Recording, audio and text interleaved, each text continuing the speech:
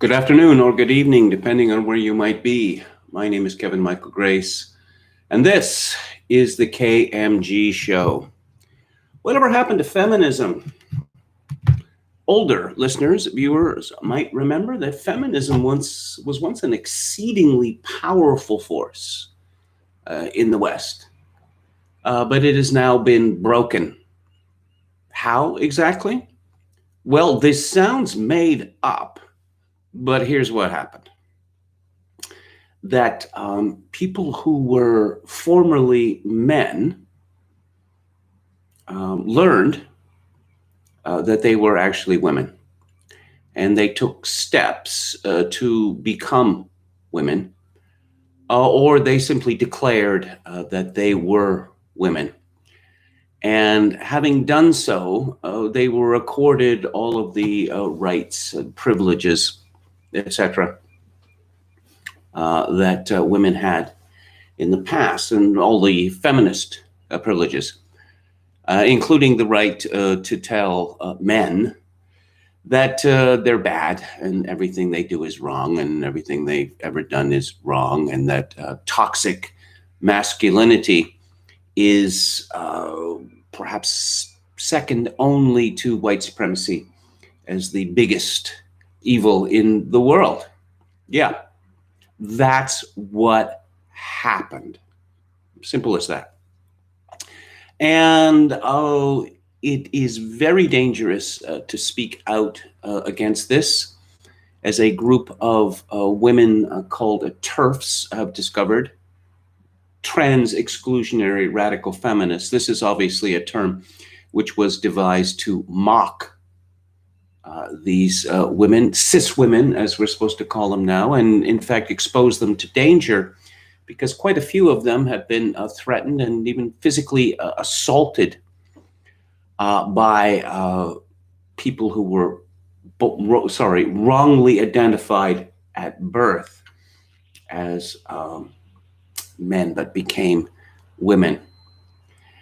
And so the feminists have been largely silenced.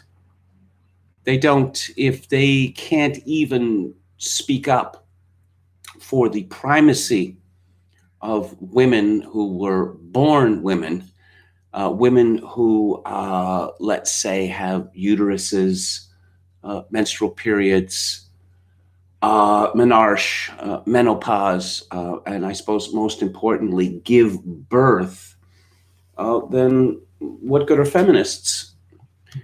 Here's a story that demonstrates this trend, this surprising phenomenon.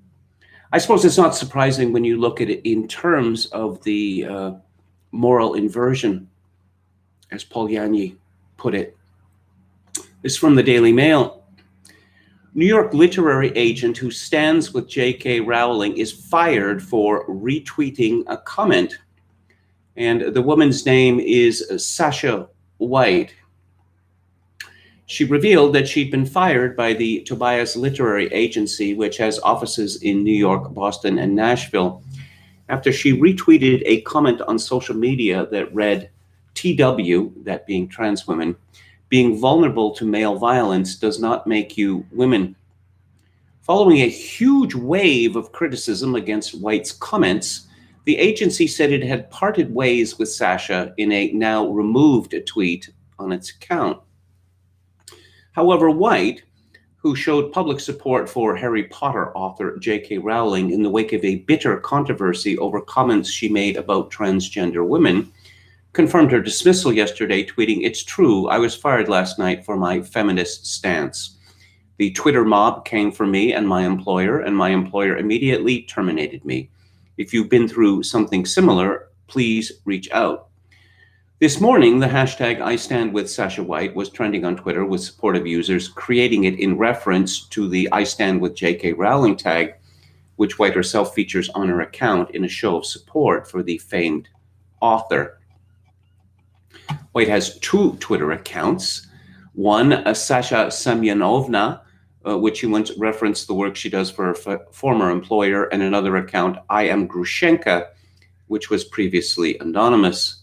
The bio on the latter reads, "Gender nonconformity is wonderful, denying biological sex, not so."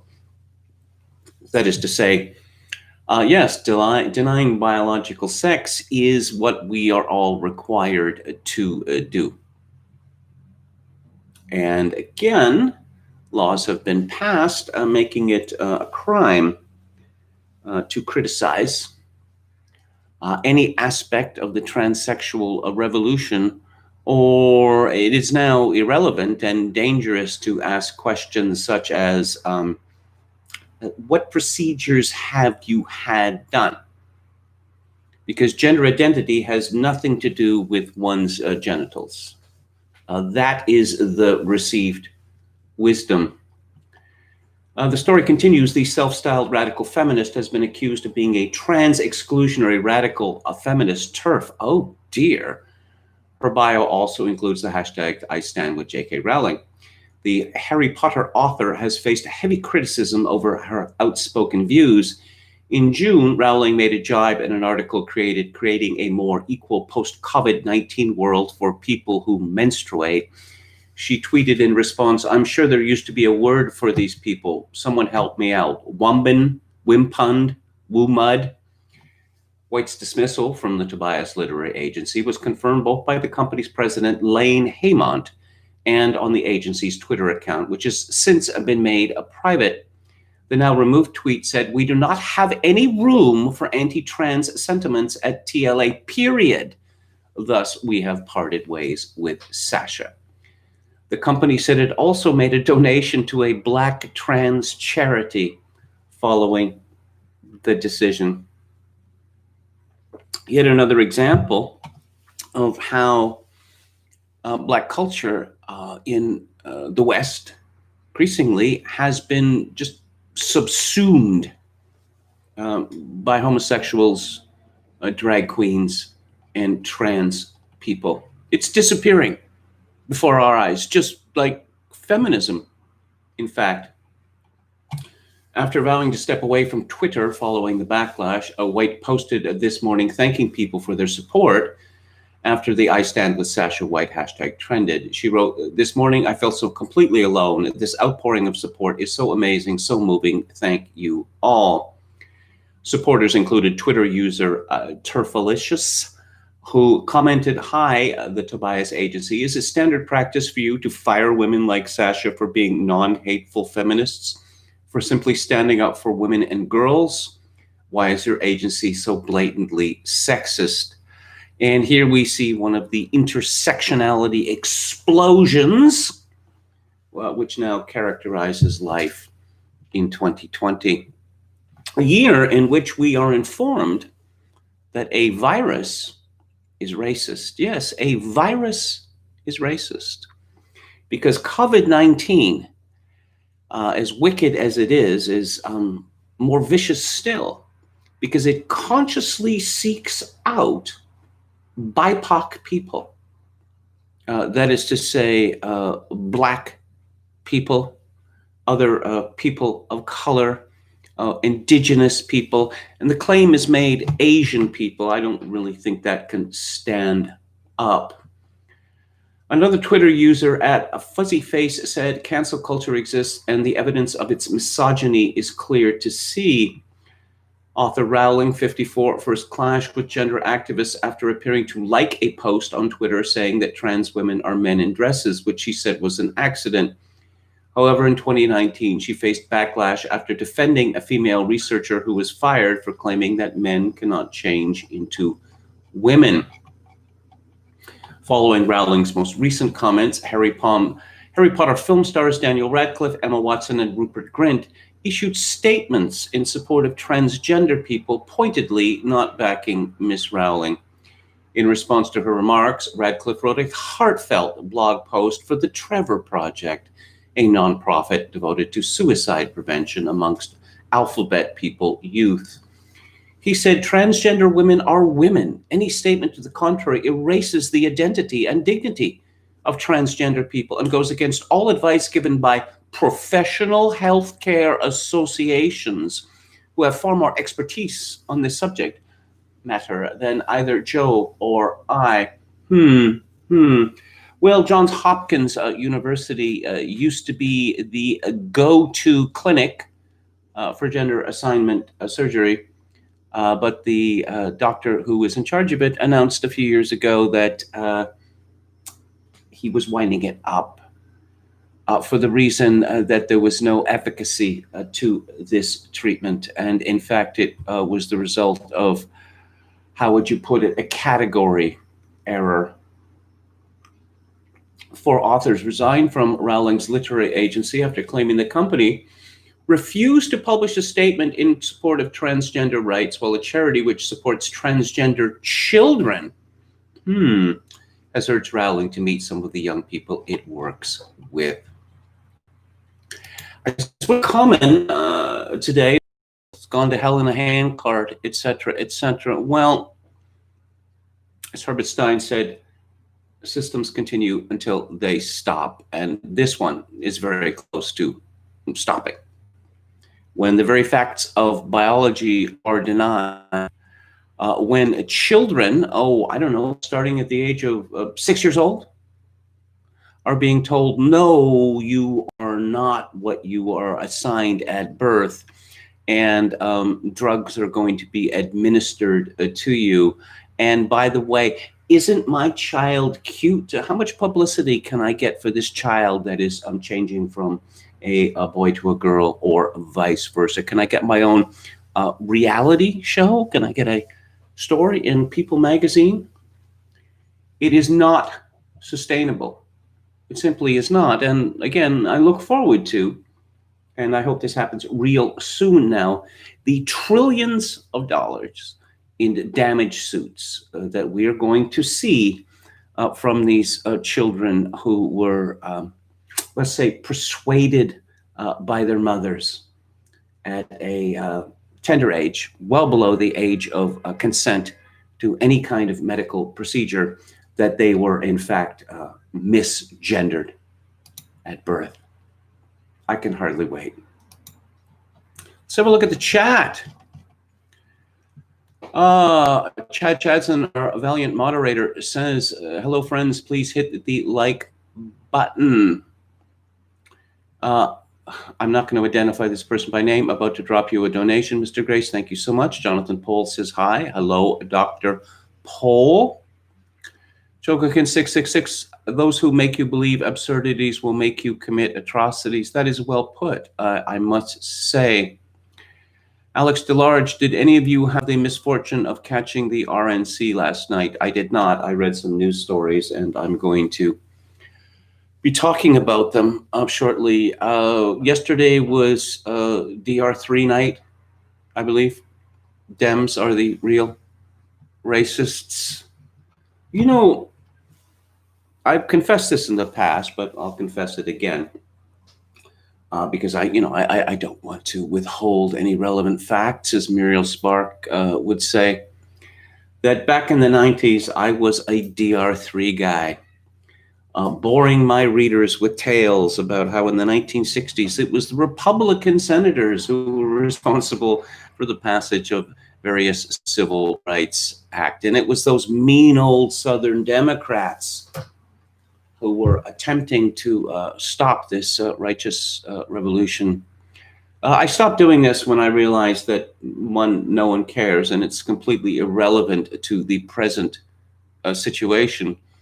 But I was amused to see that Ann Coulter has kept this up for the longest time. She still indulges in it, I believe. Back on my old podcast, the one that I shared with Kevin Steele, I would interview people.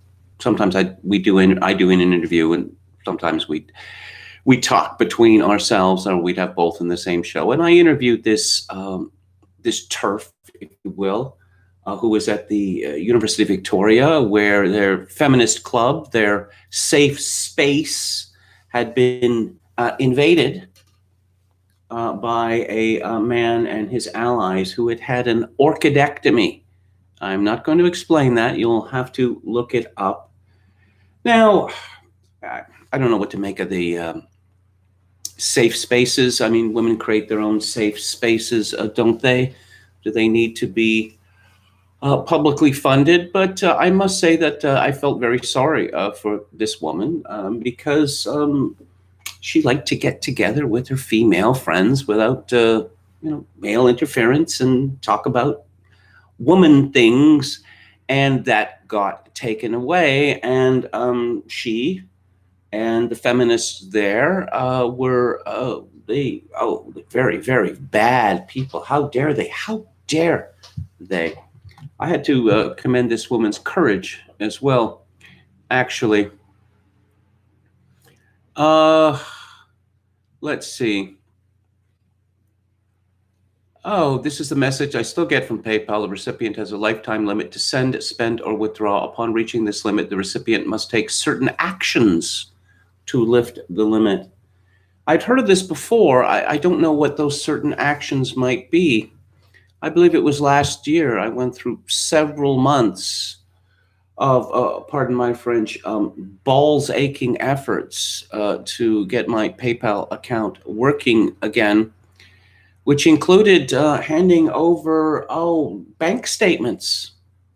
Yes, pretty much all my personal information, how much money I have, where it gets spent, at what time, on what. I handed all that over, and both sides of my photo ID, my birth certificate, etc., etc., etc. And I thought that that would be sufficient, but apparently not. Alex DeLarge says some girls have penises, KMG. When was it the first time that I'd heard this phrase, the female penis? I think it was about 4 or 5 years ago. It involved some incident, I believe at the University of California, Berkeley. Radical people, there was some sort of assault of, let's say, a female identified person on another female identified person. But then things got very intersectional indeed when it turned out that one of these people had a female penis. It's not a laughing matter. Okay, it's not nice to see fat women draped in American flag gear with 4 chins. Well, there's supposed to be a, code about that. The American flag is not supposed to be some cheap schmata that you wear in order to prove one's patriotism or fashion sense, but I suppose that rule is long abandoned. Biden is about as moderate as it gets in the Democratic Party today. I suppose so, except that when you demand that the Little Sisters of the Poor, they're actually called the Little Sisters of the Poor, be forced to pay for birth control and abortions, that's not very moderate. When you say, as Biden did a few months ago, that the presumption of innocence in sexual assault trials will be abandoned, that the Overton window has certainly moved very fast, very far. What's tedious? Nikki Haley given a primetime slot. Well, she is BIPOC, is she not? What's her real name? It's not Nikki. Of course, I'm very amused that women with stripper names now become governors and UN ambassadors. Does anyone else find that amusing? Nikki Haley. Ooh. Tucker cutting off Charlie Kirk's speech was top. LOL, keck. Remember when people said keck? Remember those old days? When people said keck, Alex DeLarge, Trump will lose and deserves to lose. This is a no black pilling zone. Keep that in mind. He's delivered virtually nothing. Oh, that is not true. He has cut immigration to the bone. We can't even protect Bill Mitchell. Do we want to? Do we want to? What else do we have that's not black pilling?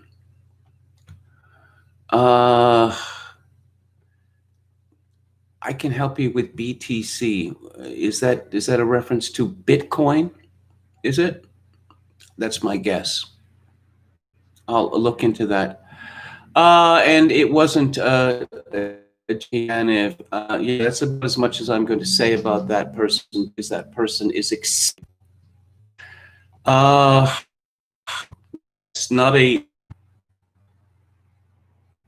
your connection is numbers, great site, much immigration has, well, it has been really reported, and they are the hymns which are sung on the last night. The Proms, which is short for promenade concerts, or promenade concerts, I suppose they would pronounce it. And this was started by the BBC by Henry Wood, the conductor, and they were founded in 1895.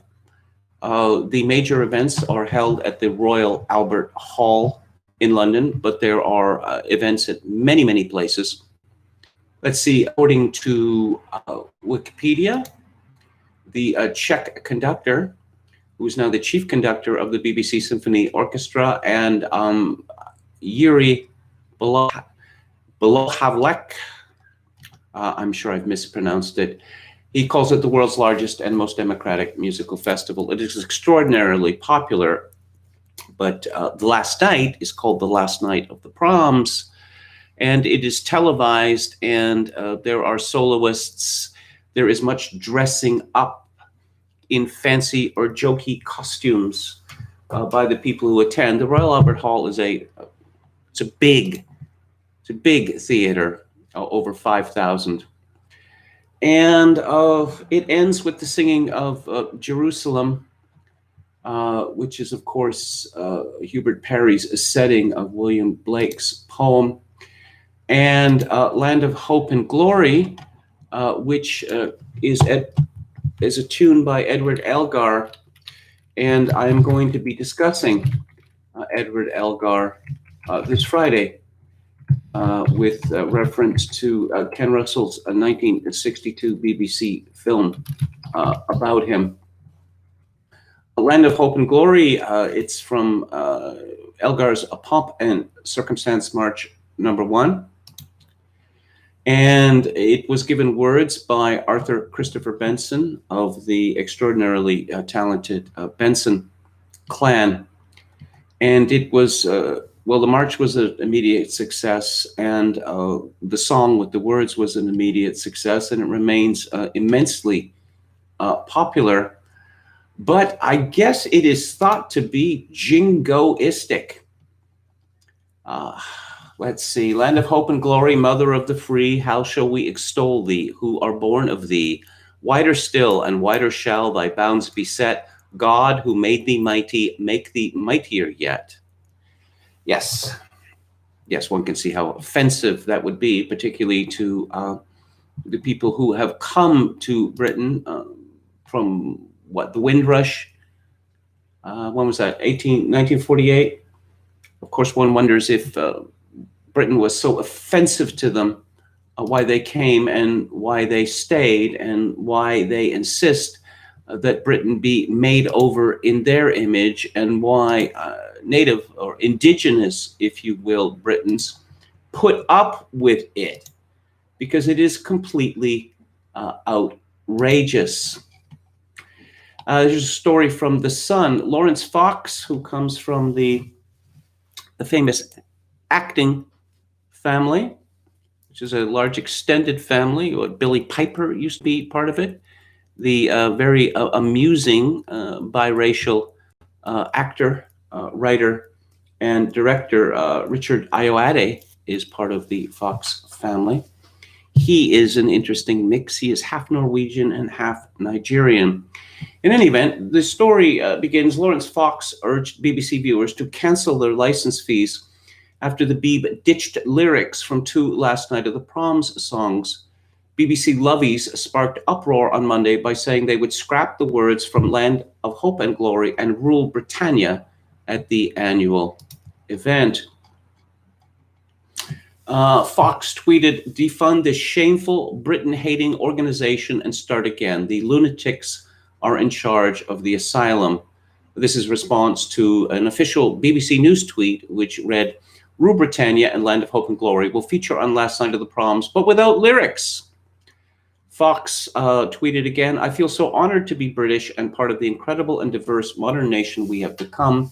Without the past, we wouldn't be where we are today. I wish the BBC would stop hating Britain so much.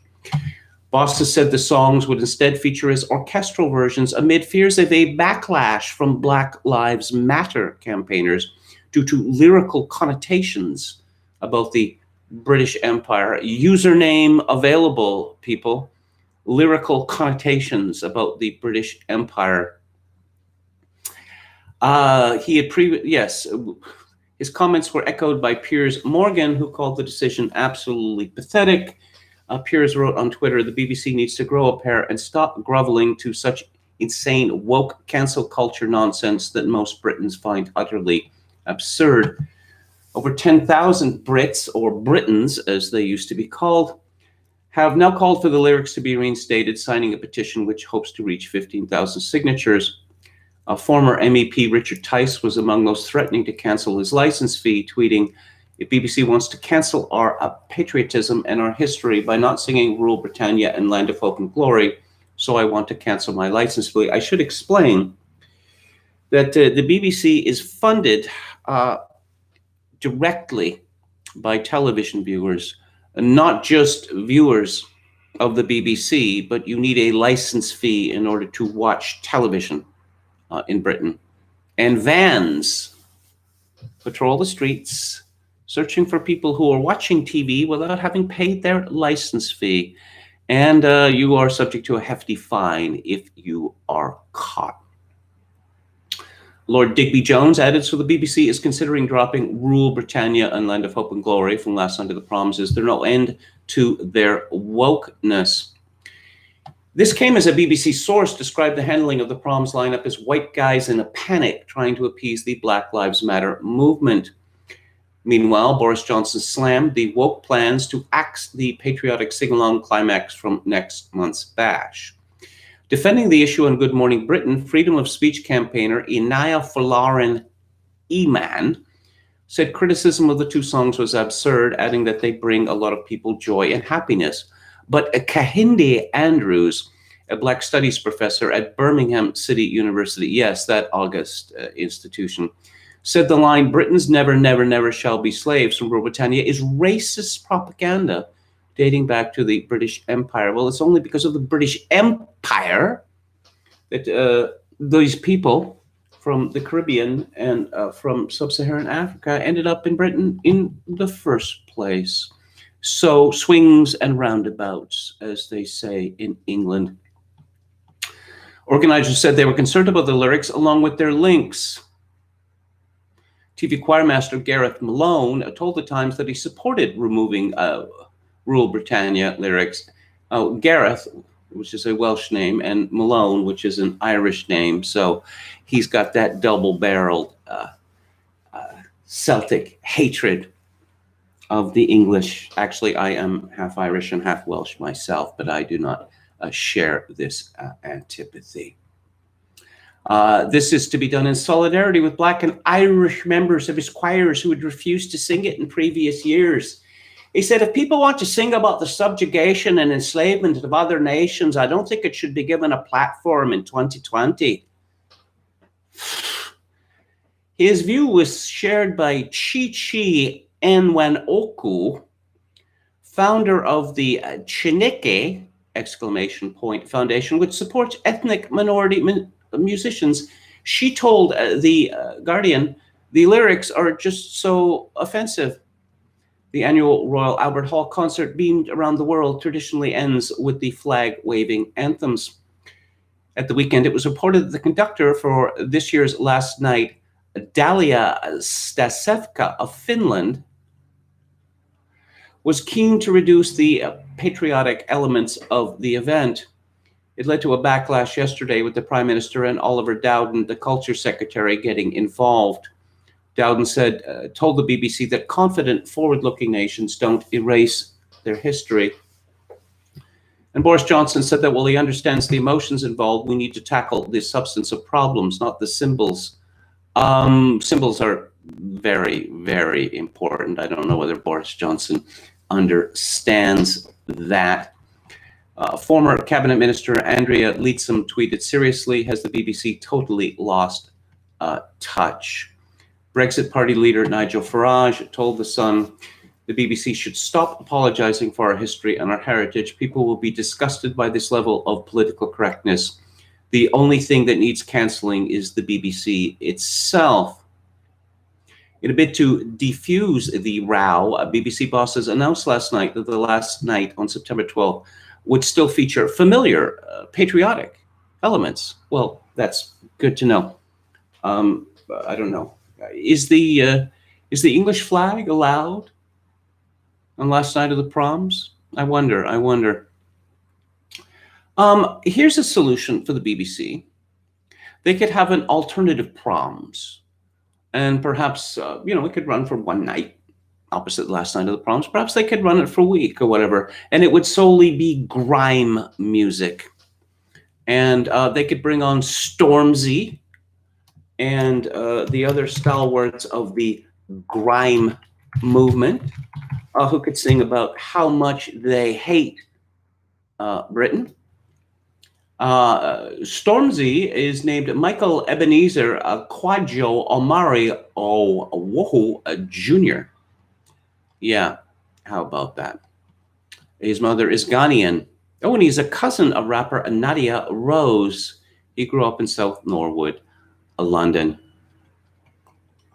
He is famed for, mocking the Union Jack and talking about how horrible Britain is while extolling the virtues of gangs.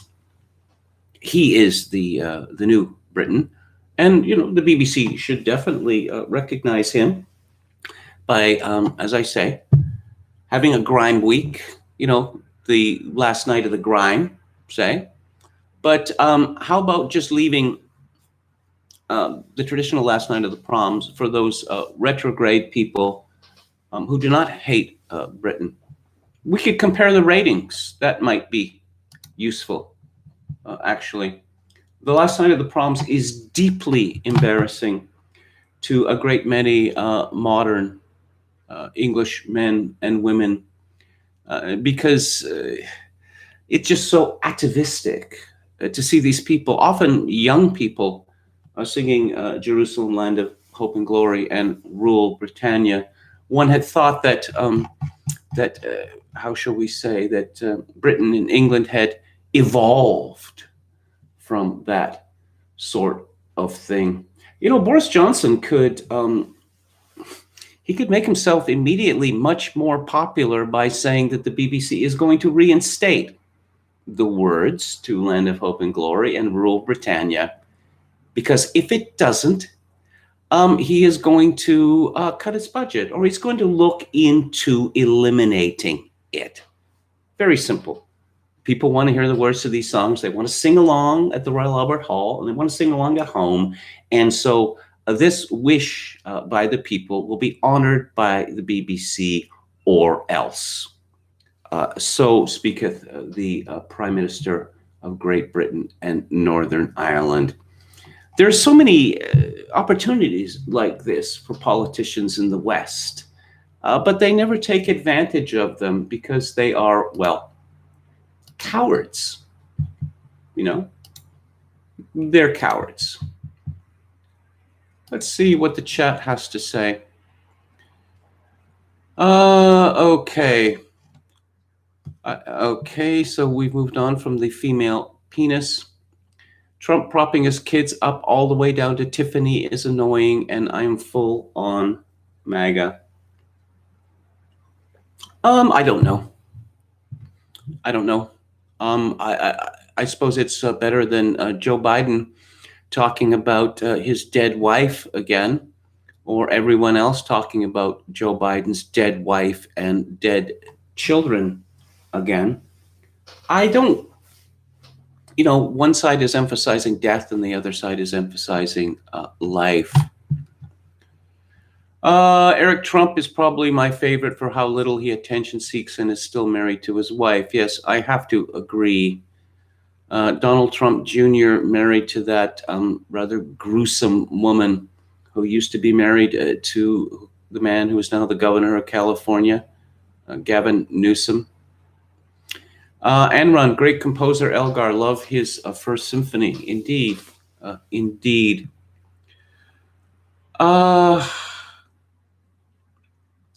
Okay.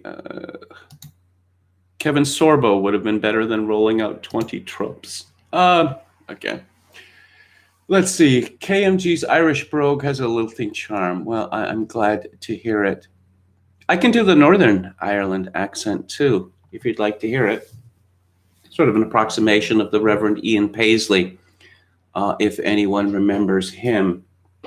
If Mrs. Thatcher believes that the people of Northern Ireland will ever bend their knee to the Bishop of Rome, then I'm afraid she has a big surprise in store for her. I don't know, not bad.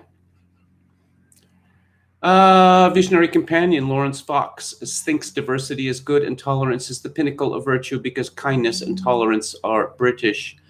Lawrence Fox has become famous or notorious in Britain this year for pretty mild statements to the effect that he's sick of everything British being mocked and degraded. I don't know. There's not really a lot of popular support for that. There's simply elite support. And all of the pampered minorities that write for The Guardian and The Independent and work for the BBC and Channel 4. I'm trying very hard to think what it is that Black people have contributed to Britain since they started coming in 1948 and since they started coming in large numbers from the late 50s and early 60s. And I'm afraid I am drawing a blank. I am drawing a blank. Hibernians at it again. It's a little tiresome. You know, I look at the IRA atrocities in Britain in the 1970s and 1980s, and looking back, I'm rather amazed at the tolerance of the British people for this, because the IRA would not have been able to plan and commit their atrocities without, at the very least, the compliance, the silence of the large Irish-derived population in England. A sterner people would have worked very hard to identify the fifth columnists within England, and a sterner people than that would have sought to expel the Irish from England, but that never happened. Jay Smith says, with your being Celtic yourself, what is your reasoning regarding whether to hold a grudge against the English? I've talked about this before. My family was once one of the great landowning families of Ireland, and they were dispossessed in a series of stages by Elizabeth Cromwell, and then finally by William of Orange, the Dutch sodomite and usurper. This happened a long time ago. My view on this is that, you know, if you were dispossessed, if your grandfather was dispossessed, then you can take it personally. If it goes beyond your grandfather, then it's rather absurd to look at it in that way, because most of these fortunes are pissed away, whether it's done politically or otherwise.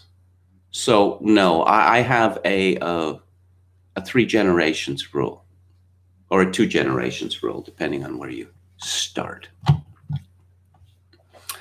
BBC Pigeon. Yes, BBC Pigeon is an actual thing, which is very amusing.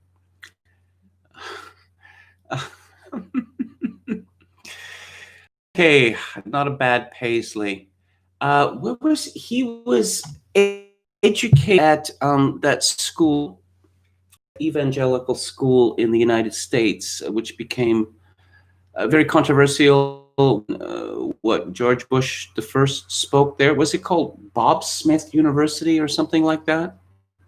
I'm sure listeners can help me out with that. But you see, Ian Paisley was a doctor of divinity, but it came from a rather dodgy American school. Did you ever hear, Anran, did you ever hear Steve Coogan's Neil Kinnock impression? It might be his. I haven't heard his Kinnock impression. Neil Kinnock, former leader of the Labour Party, why they were working for the European Union mission. Kinnock, windbag, he was done. About Boris Johnson a little bit, not fit for purpose. Jokerkin 666, the Windrush brought and rock steady, so thank them for the skinhead movement. Yeah, this is true. Ska, it's true. It's true. I don't know what they thought of reggae. I thought that reggae was a decadent movement compared to Blue Beat and ska, because it is so slow, so lumbering. What is the beat? 3/2. It's drug music. It's marijuana music, and I just find it overwhelming and oppressive. You know, one can see why the skinheads and the mods loved Blue Beat and ska, because it's fast, happy music. In terms of drugs, it's upper rather than downer music. You know, pills, amphetamines rather than marijuana. Oh, okay. Kevin, the Kinnock is in the bonus material on the Second Trip movie DVD. Well, thank you so much for that. Visionary Companion, the Clash fawned on the dusky crowd, which always rubbed me the wrong way. I suppose particularly when we learned that that Joe Strummer was the son of a diplomat, and he was educated at what, the City of London School, was it? Or Haberdasher Ask or something like that. That Joe Strummer, in order to establish his proletarian bona fides, he not only lived in a squat for several years, he stopped brushing his teeth deliberately for several years. So they turned yellow and black and then fell out. That's commitment, wouldn't you say? He also hurt a lot of people's feelings because he was older than most of these punks. And of course, he'd been in the pub rock band, the 101ers, who were, I bought their single. It's pretty good, you know. But he was friends with these sort of alternative hippie types. And when he saw the Sex Pistols and decided, okay, this is the new thing, he cut all his old friends dead. And as I say, they were quite hurt by this because they'd never done anything to him except to be friendly. Dennis Dale says, I don't like music. Oh, dear. Oh, dear. I don't know. I learned to distinguish a long time ago the music that people make from their politics. And I've had to do the same thing with, I don't know, actors. Because I know their politics are idiotic for the most part. And I don't believe that they've actually thought this through. So it doesn't really bother me. I suppose it once bothered me. There was a period, remember the vagina monologues? You remember when that was so popular? I wrote an essay about it. I went to see it live in Vancouver. And I wrote an essay, which I thought was quite good. I looked at the whole phenomenon. But for several years, there was this sinking feeling or some actress that I thought was quite good at her craft or, simply rather attractive. And then I'd be reading appeared in a performance of the vagina monologues. And that was hard. That was hard to ignore because the original version of the vagina monologues endorsed lesbian rape, the drugging and rape of an underage girl by a woman. Yeah, pretty radical. Pretty rad, wouldn't you say?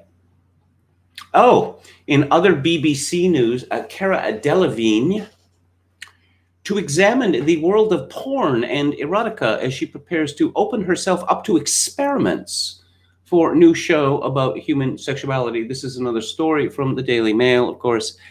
As Alan Partridge said, arguably the best newspaper in the world. Cara Delevingne is a model, and she is a sometime actress. She cannot act. She has one look, and what that look is, she looks like a 15-year-old mentally retarded coat rack. That is her look. She is also a predatory lesbian who has been linked with, I don't know, every woman in Hollywood, pretty much. Every actress in Hollywood under the age of, 35, it seems. Yes. All right. So, now she's stepping out on a limb. That is to say, she is far better known for her lesbianism than anything else she does. But in any event, Cara Delevingne will delve into porn and erotica as she puts her mind and body on the line to front a new BBC documentary about human sexuality. The 28-year-old model and actress, seriously, she's 28? Will open herself up to experiments and demonstrations in the world's leading sex research labs while visiting communities with unconventional approaches to sex and gender for the BBC Three series, which has the working title Planet Sex. Isn't that a big cliche? There's a BBC series called Planet something or other. I saw it in Community. I've seen it in all these other shows where bored teachers, professors show these BBC documentaries instead of actually teaching. But you see, I guess the world is demanding this because there is a ruthless suppression of any alternative views of sexuality. And the Victorian era apparently never ended. Perhaps this documentary will inform us of those days. What was that?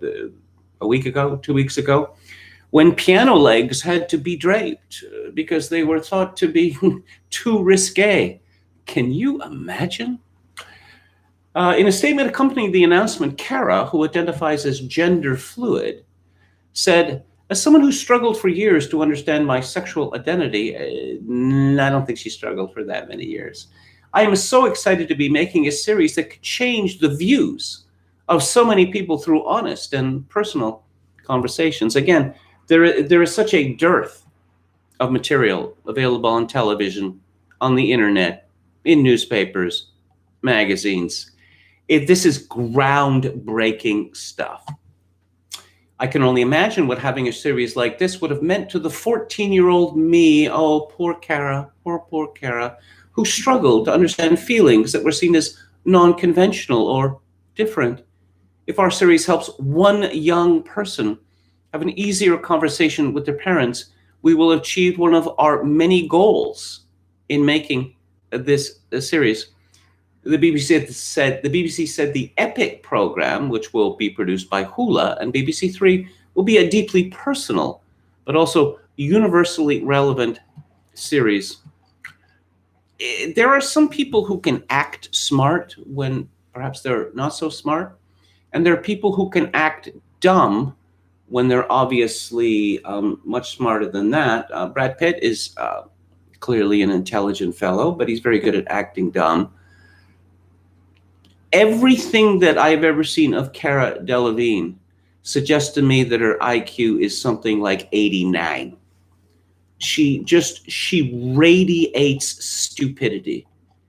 Every single picture of her radiates stupidity.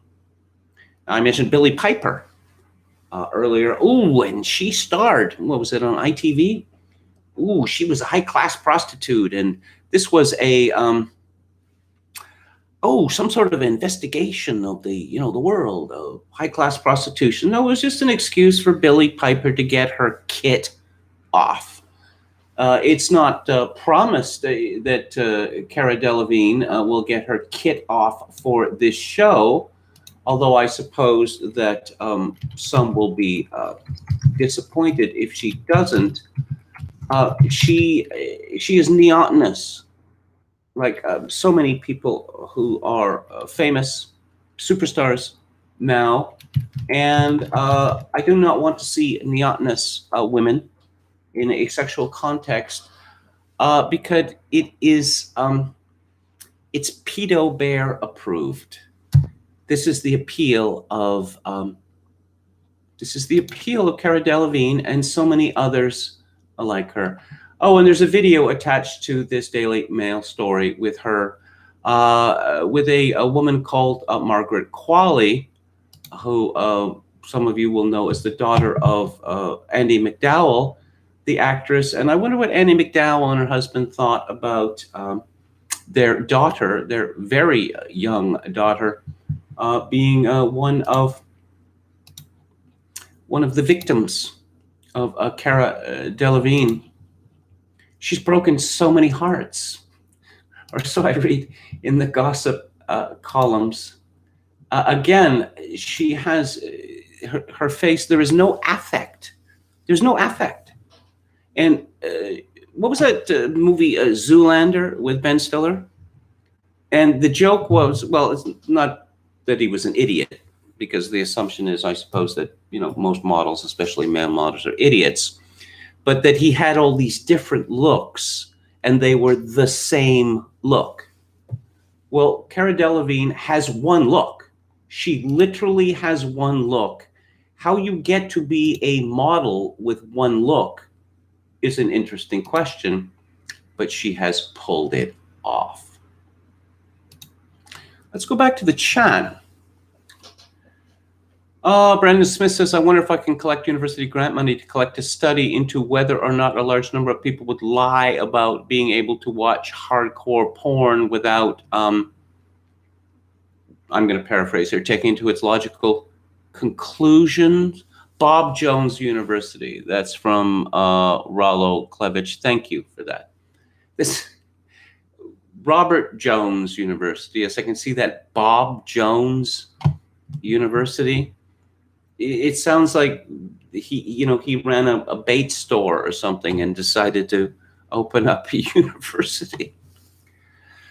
And a name I cannot pronounce because there are non-standard characters. It says there's just no context for the subversion, yet they persist. You'd think they'd get bored of it now. Yeah, well, cuties is the future, isn't it? And Cara Delevingne is certainly pedo adjacent, because she does not look 28 years old. She doesn't even look 16 years old. She looks at best, as I say, like a 15-year-old mentally retarded coat rack. But then there's Miley Cyrus, but she must be almost 30 years old now. And Miley Cyrus continues to look like a 12-year-old male to female transsexual. Visionary Companion, I need to wonder about Kate Moss. Her early photos seemed to suggest a dopiness. If you've ever seen the British show Star Stories, they have various characters that appear in different episodes, and Kate Moss is always appearing, just lifting up her head from having snorted coke. No, coke? No, I don't know anything about coke. What are you talking about? I don't use coke. It's very, very amusing. And of course, her disastrous romance with Pete Doherty, the musician, who, I guess the idea with Pete Doherty was, you remember how Keith Richards was in the 1970s? How completely out of it he was on drugs? Let's kick that up a notch. That was as Pete Doherty. Eve Ensler looks like Henry Winkler with a Cleopatra wig, says Chogakin 666. Yes, as I recall, Eve Ensler, she was living with a man who suffered from clinical depression, and this was a man of indeterminate sexuality, as I recall. All I remember in regard to that, I wrote in the article at Misery Loves Company. Maybe it was just that they both believed themselves to be clinically depressed. Metal Mike says Justin Trudeau reminds me of Zoolander. You should see the steel tariff look. Yes, very good, very good. I like that. MGTOW chat says Peter Gabriel had an issue with the revisionist history of Joe Strummer. He was not the counterculture hero everyone makes him to be. I have seen the movie Rude Boy. Now, I understand that, there's like 2, 3, 4, 5, 6, 10 different versions of this that never stop being re-edited. But there's a very awkward scene in it, and at least the version I saw, where Joe Strummer is wearing a Red Brigade t-shirt, and he's called out because these are communists. And he says, no, they're not communists. They kill communists. Yes, the red star on the t-shirt definitely would indicate an anti-communist stance. Peter Gabriel, of course, went to a public school, like all the members of Genesis, except for Phil Collins. And I don't want to get Peter Gabriel in trouble because I have a residual affection for him, for his work with Genesis and his early solo albums. But he was being attacked in the music press, particularly the New Musical Express, for being a toff. And he started writing letters to the music press attacking himself and let's say appropriating different forms of speech. And it was very amusing indeed. Very amusing. Oh yes, Shiloh Pitt. What are they talking on Crazy Days and Nights about this Hollywood club where you notice that all these famous actresses have boys that are becoming girls, girls that are becoming boys, even Black Africans. And apparently this starts now at 3, 4, 5 years of age? Yeah, that's a terrible situation. But again, I will say about Brad Pitt, as I have said about Johnny Depp, no one forced them to marry crazy lesbians. Yeah, I think that's a life lesson. Don't marry crazy lesbians. Don from Beyond says, what a hot mess here in Florida. Yesterday, a judge ruled that this order for the schools to reopen is unconstitutional. Now what? In fact, some counties have already opened. Unconstitutional. Chogokin 666 said, I met Peter Gabriel, nice fella. There was a parody of Peter Gabriel. What was it called? The Brian Pern, The Life of Brian Pern. And that it was written and directed by the Welsh comedian Rhys. I'm trying to remember his name. He's associated with Star Stories and with Harry Enfield. And he's married to the exceedingly lovely and talented comedic actress, Lucy Montgomery. Mick Jones comes off as a total cock, says Chogokin 666. I don't know about that. He went all black in the 80s with the rap clothing, and he wanted to do the rap music. And he's admitted for the long time that he just made a fool of himself. Kevin, do you have a favorite King Crimson album? It would be Starless, and Bible Black would be my favorite King Crimson album. It's got a fracture on it. KMG should have an election night stream. I suppose I will. Let's see. We're a little more than 2 months away. Okay, so what are we talking about next? Oh, let's talk about the Black Intifada. And the latest from yesterday at any event. Again, from the Daily Mail, which I rated heavily today. Heavily armed civilians take to the streets of Kenosha, that's Kenosha, Wisconsin, to protect local businesses as city braces for a third night of rioting, arson, and looting. What? They're not peaceful protests? Has there been a narrative shift here? In the wake of cops shooting unarmed Black father, Jacob Black, in the back. Warning, strong language. Rooters looted shops and arsonists set buildings alight, torching much of the Black business district Monday. A small group of men can be seen carrying rifles and wearing combat gear as they protect local businesses. They're destroying their own neighborhood. Don't F up your neighbors, one armed civilian says. Eventually, our city was burned to the ground, building by building. Enough is enough, one official said. And the Trump administration said, this is my little joke, that thank you, Kenosha, for delivering us Wisconsin in November. Firefighters from about 30 fire departments around the region came to Kenosha after the Wisconsin city became the nation's latest flashpoint in a summer of racial unrest after the police shooting of Blake Sunday. The locals are suiting up to protect their city. A little late in the day, I must say, but one never knows where the Intifada is going to burst into flames. Next, this fellow, Blake, doesn't seem to be a likely hero to me. But of course, George Floyd was not a likely hero, given that he was almost 50 years old. He was a career criminal, convicted of serious crimes, including home invasion. And he was hideously ugly.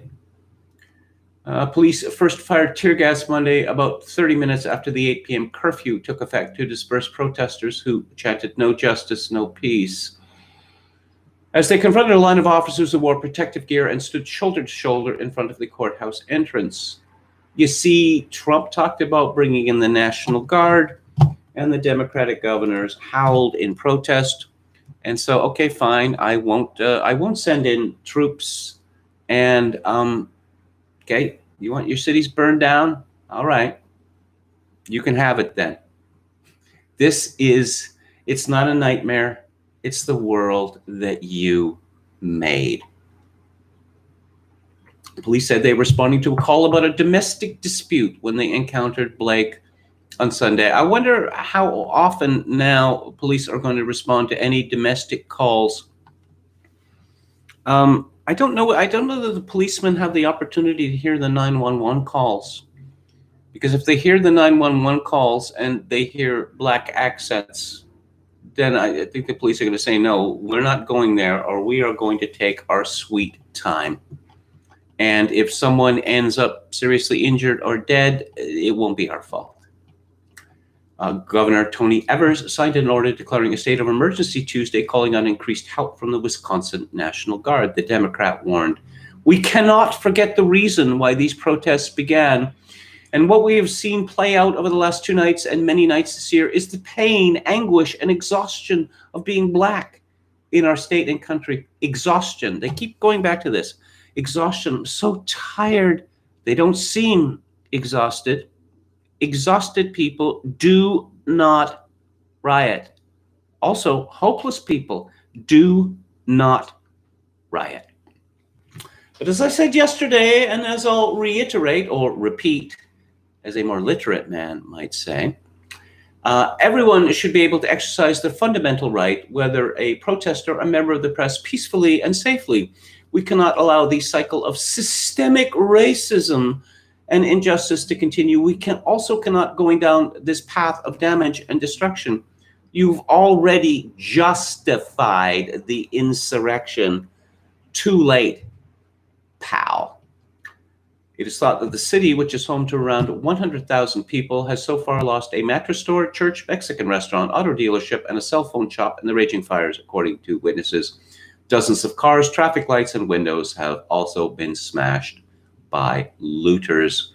One of the buildings destroyed was the Wisconsin Department of Corrections, Probation, and Parole Office. And some concern about black businesses being burned down. This is from RT. Police deployed non-lethal munitions to disperse the crowd of protesters and looters late on Monday and into the early hours of Tuesday, in the second consecutive night of rioting. Some residents, this is from Shelby Talcott, a tweet, some residents were harassed by the crowd for protecting a local business, not their own business. We're out here trying to protect residents. We're trying to protect the innocent people, and we're trying to protect the businesses of the citizens out here. A few people are dancing on top of the now destroyed cars. It's as if Paris has come to America. Keep destroying shit. We're going to run all ya motherfuckers down, this black man says after surveying the damage of one of the buildings. He got into a fight with a group of people and later sped off, daring them to come for his business, said people shouldn't be destroying their own neighborhoods. This is a different man. And I'm seeing a young white woman with a, well, rather attractive looking woman who for some reason has decided to put herself into a war zone. Oh, and she's got her Beats headphones, you know, in case there's a lull in the action. Officials responded to 37 fires in Kenosha on second night of protests. One nearly leveled several city blocks. Okay. Revealed. Jacob Blake, 29, is paralyzed from waist down and has 8 holes in his body, claims his father, after being shot in back by Wisconsin cops in front of his 3 sons, as new footage shows him brawling with police before shooting. Doctors do not yet know if the paralysis will be permanent, his father says. Video of police shooting Blake, apparently in the back as he leaned into his SUV, while his 3 children sat in the vehicle, circulated widely on social media. A second cell phone video that emerged later appeared to show Blake wrestling with 2 officers beside the SUV prior to the shooting. It's really not a good idea to resist arrest. It is really, really not a good idea to get into physical disputes with the police. Now, George Floyd, he is a martyr. He is a new Jesus, according to no less than Father James Martin of the Society of Jesus. But on the other hand, he's dead. His family is the recipient of millions of dollars from fundraising campaigns. He will not get to enjoy that because he's dead. This fellow, Jacob Blake, perhaps he will be the recipient of damages of millions of dollars, but I'd rather be not paralyzed myself. Let's see. After the first video went viral on social media, a second cell phone video emerged that appeared to show Blake wrestling with at least 2 officers. Blake managed to break free and was shown in the video walking to the driver's side of his SUV.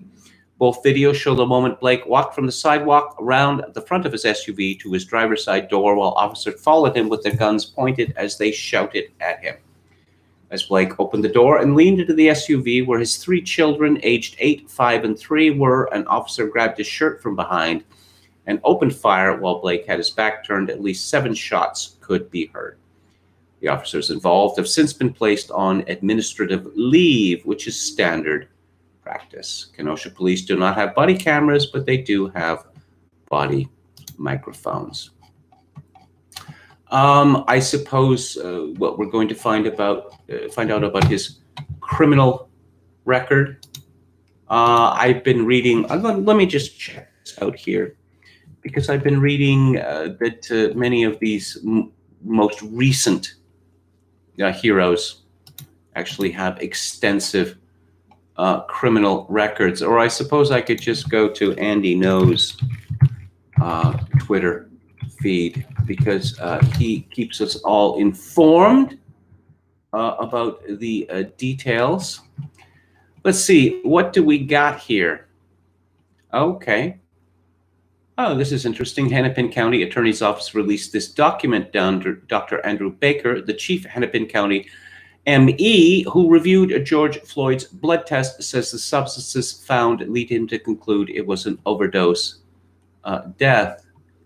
White Antifa BLM rioters rampaged through Portland and Kenosha last night. They also rioted in Seattle.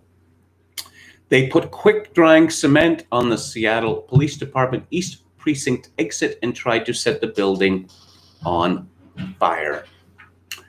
About 300 Antifa started arson attacks in North Portland in solidarity with Kenosha on the 90th straight day of the protests. Some Antifa wearing fake press markings threw rocks at responding police.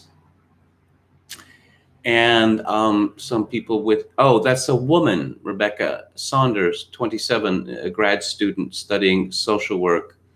I thought it was a man, an angry-looking young man with a bad haircut. It turns out to be an angry-looking young woman with a bad haircut. What happens in Portland doesn't stay there. The rioters' stated mission is to abolish the rule of law. There's more than symbolism in them trying to burn down courthouses. You remember when liberals talk about the sanctity of the law? Always appeal to the sanctity of the law.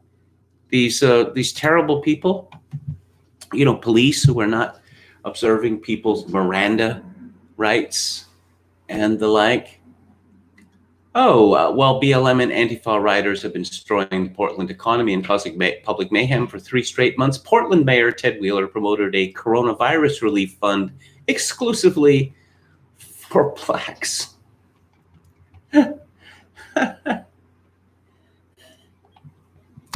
Too funny. Too funny. But I did promise, let's see if I could find some information about the criminal record. Oh, yes, a Unitarian Universalist church was burned to the ground in Kenosha, and the sign outside said, of course, Black Lives Matter. Of course it did. Of course it did. And just bear with me here, just for a few more seconds. I thought I would have some information about America's latest victim, martyr, how would I say, acolyte? No, that's not quite right. That's not quite right. Never mind that. I'm sure we'll learn plenty. Oh, let's hear from LeBron James, who is a very tall man who plays basketball. He has very strong political opinions. He seems to like the Chinese Communist Party. Black men, black women, black kids, we are terrified, LeBron James reacts to the police shooting of Jacob Blake and says to cops, we think you're hunting us. Why don't we compare the numbers of black people shot by the police or shot by white people in total every day in the United States, an average, or, you know, like a 7-day rolling average, say, and compare it to the number of white people shot by black people. That might be interesting. One might get banned for publishing those numbers, but I think that it might be interesting. You know, I say this for the obvious reason that we're being gaslighted here, that it is not black people who are afraid of white people in the United States. It is the other way round, and everyone knows it. I know people get tired of hearing me say it, but we are scared as black people in America, James said, following the LA Lakers Game 4 win over the Portland Trail Blazers at the NBA's bubble near Orlando on Monday. Oh, yes, his attorney is Ben Crump, who is America's chief racial ambulance chaser. He's been at this for decades, literally decades. If you're sitting here and telling me that there was no way to subdue that gentleman or detain him or just before the firing of guns, then you're sitting here and lying to not only me, but you're lying to every African American, every black person in the community, James says, because we see it over and over and over. If you watch the video, there were multiple moments where if they wanted to, they could have tackled him. They could have grabbed him, you know, they could have done that. And why does it always have to get to a point where we see the guns firing? Well, one of the reasons it gets to that point is that when a person, whether he's black or white or whatever color, continues to resist the police begin to suspect that this man is not going to be taken alive. And anyone who has done the briefest investigation into police tactics and knows that there's something called a 20-foot rule, that you do not want a potential assailant to be within 20 feet of you because they are on top of you like that. That's how fast it is. Republicans paint a dark picture of future if Trump loses. They'll disarm you, empty the prisons, lock you in your home, and invite MS-13 to live next door, said Representative Matt Gaetz of Florida. The AP has put this up as if this is the most ridiculous thing ever said, but where is the lie? Where's the lie? They boast about doing this. Oh, more than 177,000 Americans have been killed by the pandemic. Wasn't it like 140? Are people dying 10,000 a day now? Yeah. Coronavirus-related job losses also reach into the millions. No, this has nothing to do with the coronavirus. It has to do with sheer blind panic. 177,000 sounds like an awful lot of people. I will point out that somewhere between 2.8 and 3 million people die in the United States every year. And the coronavirus epidemic is now, it's 8 months old, isn't it? It's 8 months old. First night of GOP convention delivers nearly 6 times more views than start of Democrats' event on C-SPAN live stream. This is according to The Hill. 44,000 viewers for the RNC versus 76,000 same night, first night for the DNC. So yeah, that's pretty good. But we have a dueling story here. Joe Biden tops Donald Trump in TV viewership for first night of convention. 15.8 million viewers across 6 networks, a significant fall off from the 18.7 million who tuned into the Democratic National Convention's debut evening. The figures for the first night were announced, what was it, last week, and then suddenly they reappeared, and they were substantially higher. I'm sure that in no way these numbers were juiced like the coronavirus deaths are juiced.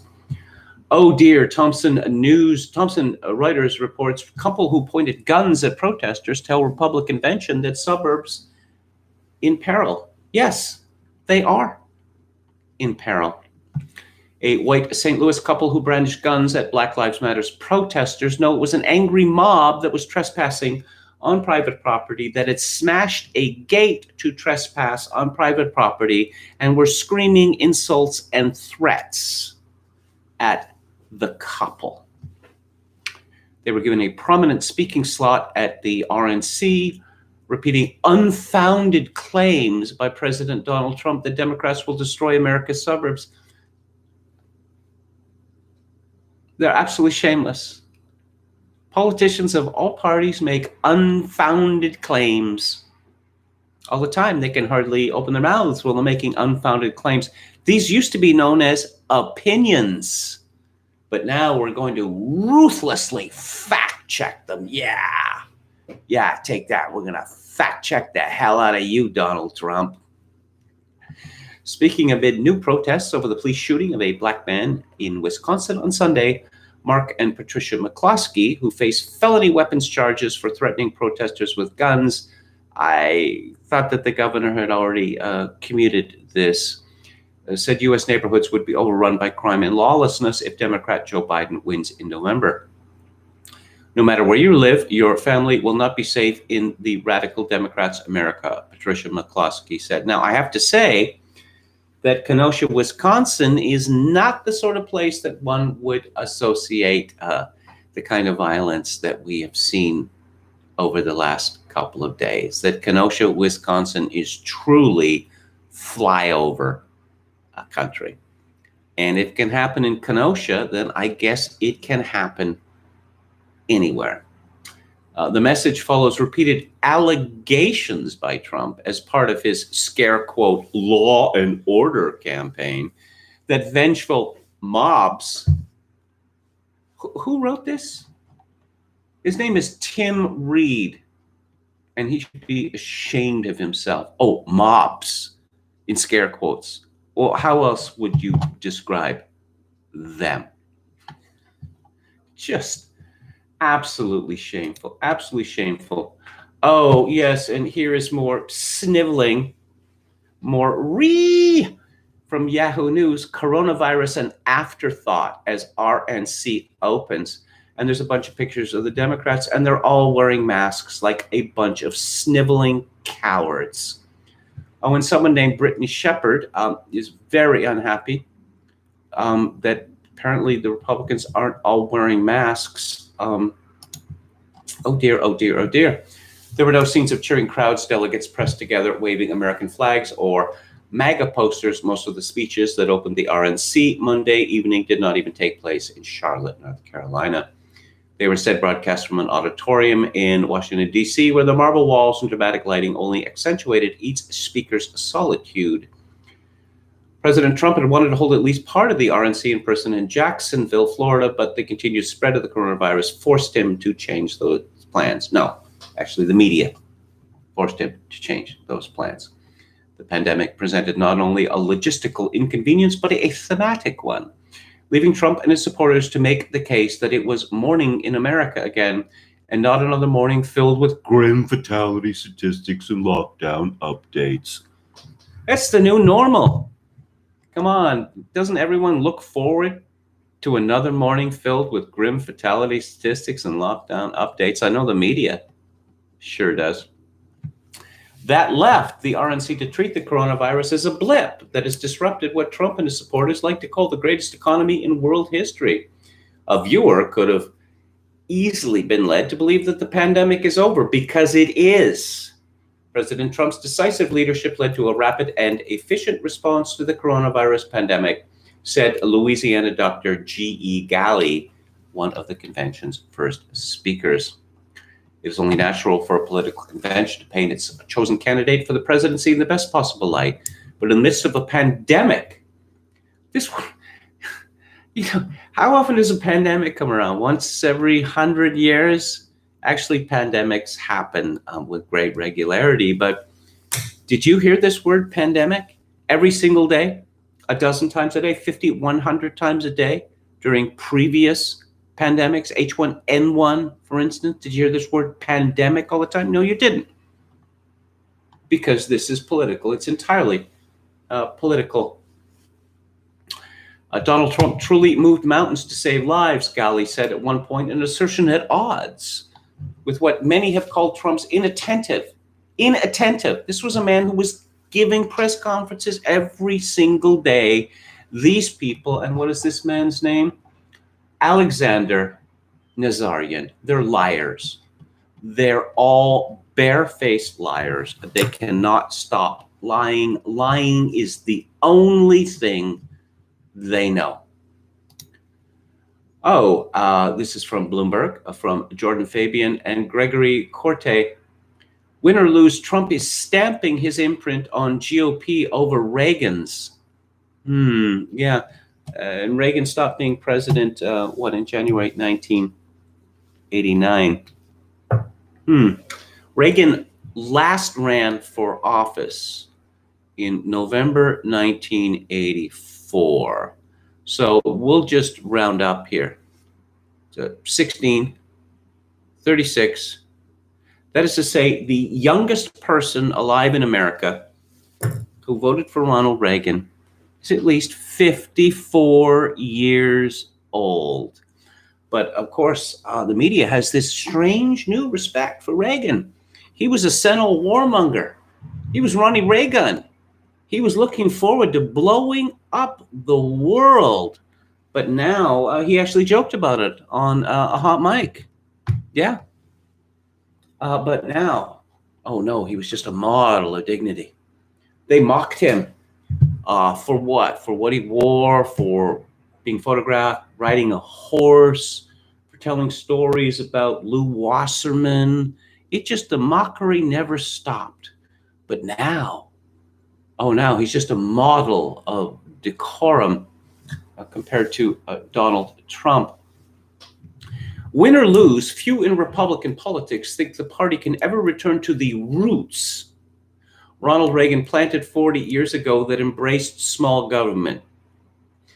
The roots Ronald Reagan planted 40 years ago that embraced small government. The roots Ronald Reagan planted 40 years ago that embraced small government. The budget deficit of the United States of America exploded under Ronald Reagan. Ronald Reagan was not a small government conservative. There has never been a small government conservative in power. Never. It has never happened. They always vastly increase the size of government. Ronald Reagan was going to disband the Department of Education, which was established by Jimmy Carter. Of course, he did not do so. Did Ronald Reagan disband the EPA? Did he get rid of Title IX? Did he get rid of federal aid to cities? Another one of Nixon's idiotic ideas? No, he did none of those things. I suppose that Ronald Reagan was clever enough to understand that there are some Americans who talk about small government and how much they love it. There are very few Americans who really love small government because, of course, there are few Americans, and this is true pretty much of people in all Western countries, who do not end up being beneficiaries in some way of the welfare state. And the welfare state has infantilized so many people in the West over a period of decades that it is simply impossible to conceive of a situation where the welfare state could be amputated, if you will, of limbs of it could be amputated. People would be starving to death, literally starving to death. So it's not going to happen. But these reporters here can lie about Reagan and small government. That's because Trump managed to harness a Republican base that isn't likely to fundamentally change even if he loses. It is older. Boo! Predominantly white. Boo! And more rural. Oh, that's a triple boo. Boo grown hiss. The same voters who gave rise to the populist Tea Party movement a decade ago. The Tea Party movement, those fascists. And few Republicans think they'll automatically embrace a more moderate vision of the party or a more moderate brand of Republican candidate. You know, those moderates like Marco Rubio and Jeb Bush, invade the world, invite the world. We're not bombing enough countries. We're not killing enough foreigners. This is what passes for moderation in the old Republican Party. For that reason, the traditionalists face an uphill climb. Oh, yes. This is reminiscent of the last decade or so of the Soviet Union, in which the diehard communists were referred to as conservatives. You remember that? Remember that? Too funny. Nikki Haley says America is not a racist country. Thank you for that, Nimrata.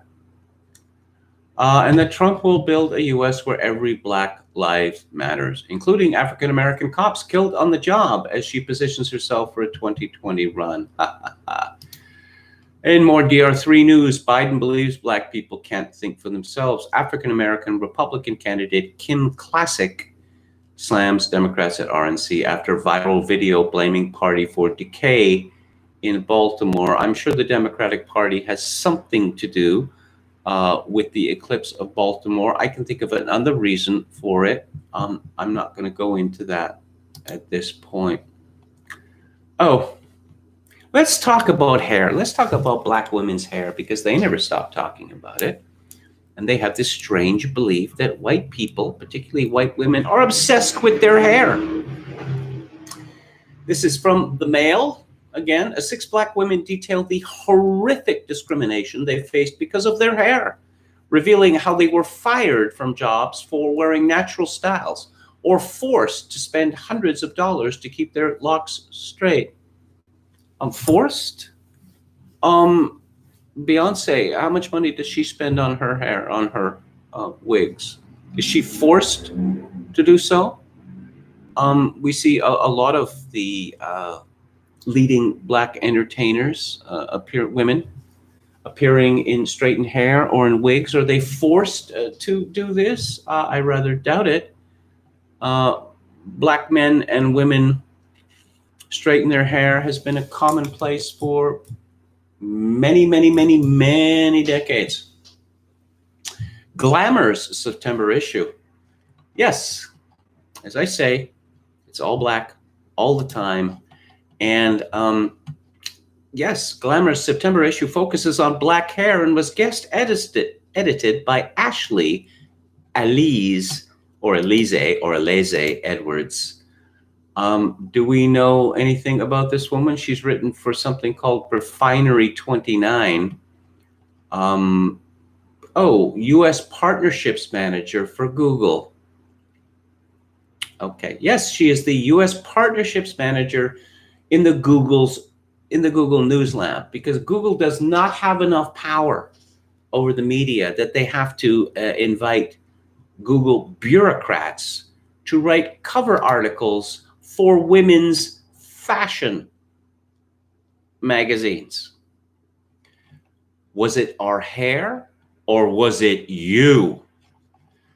Yes, because Black women are simply treated with complete impunity in the American workforce, that no one has any fear of offending Black women in the American workforce because, as is well known, they are notorious for being shy and retiring, for not wanting to make a fuss or even to raise their voice.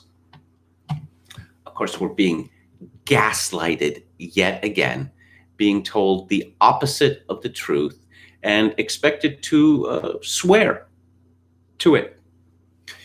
Let's see, the cover story features interviews with Farron Johnson, Brittany Noble, Rachel Sacabo, Destiny Tompkins, and Kimberly and Gail Young-McClear.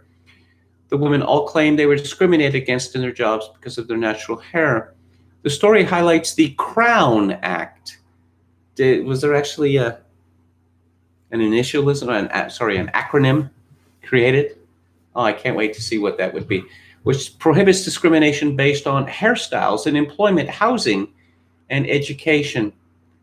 There are a lot of Black women who are discriminated against in seeking Section 8 housing, say, because of their hair. Are we seriously supposed to believe that? Apparently, the Crown Act is already the law in New Jersey. Progressive New Jersey. New Jersey leads the way. Oh, here we go. I found it. Creating a respectful and open world for natural hair. That's what the Crown Act. Oh, it is sponsored by, among other institutions, the Western Center on Law and Poverty, Color of Change, the National Urban League, and Dove. Yes. Dove is the multi-billion-dollar multinational company that cares. They care. I mean, sure, I suppose they might make some money, but they're really all women. Oh, women. But mostly about Black women. Now, they are owned by Unilever, and you may, which is a Dutch company, and you may consider Unilever with its 2019 revenue of 52 billion euros and its total assets of 65 billion euros to be a monstrous multinational. No. Nothing could be further from the truth. Dove cares. Unilever cares, particularly about Black hair, because it's everyone's problem. Okay, yeah, all right. This is just, Shiva Naipal said, universal mental retardation. We do not care about your hair. And even if we did, we would hold our tongues. We would keep our mouth shut because it would be more than our jobs are worth. And more than that, to speak out on this issue. In further microaggression news, and again, from the Daily Mail, Michigan student files civil rights complaint against math teacher who created racially hostile environment for Black students by posting bad grades in class, calling them criminals, and refusing to take them to Black History Month assembly. This is in Ann Arbor, Michigan, which is one of the most left-wing cities in the United States, in the world. It is, of course, the home of the University of Michigan. And we're going to have to file this story under shit-that-never-happened.txt. Mother Charmel Kelsey filed the civil rights complaint on Monday on behalf of her daughter, Michaela. Now, there's about 27 different ways to spell Michaela, but in this case, it is spelled Makayla, a rising junior at Pioneer High School in Ann Arbor. And Pioneer math teacher Michelle Mackey is the focus of the civil rights complaint, which says that Mackey subjected Michaela to insults in front of her classmates. You are not going to learn anything anyways because of how you look. You look terrible. You look unsuccessful. This is the attire of a criminal. The attire of a criminal, because that's how teachers speak this way. This obviously never happened. Here's another one. Does your mom have a plan for your life? Does your mom work? What does she do for a living? No, teachers aren't going to bring this up for reasons I don't need to explain to you because you're intelligent people. Okay, here's a real intersectional story. Proposed from the LA Times, proposed California ban on flavored tobacco sales sparks discussion of, wait for it, systemic racism.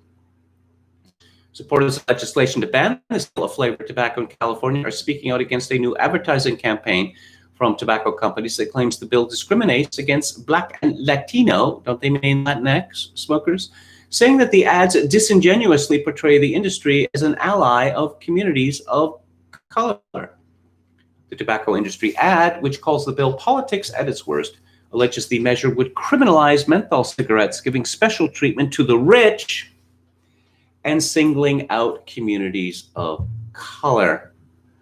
Flavored tobacco was banned in Canada several years ago by notorious libertarian Stephen Harper, supposedly because it seduces children into smoking it. Yeah, they actually believe that, which led to enormous trouble for the cigar manufacturers, because there were small amounts of what's called burley tobacco in all sorts of cigarettes, including my brand, Pall Mall, and they had to come up with a new formula for the cigarette. I believe they've come up with 2 different formulas since then because the government keeps jerking them around. Now, when I was young, the cigarette favored by Black Americans was cool with a K.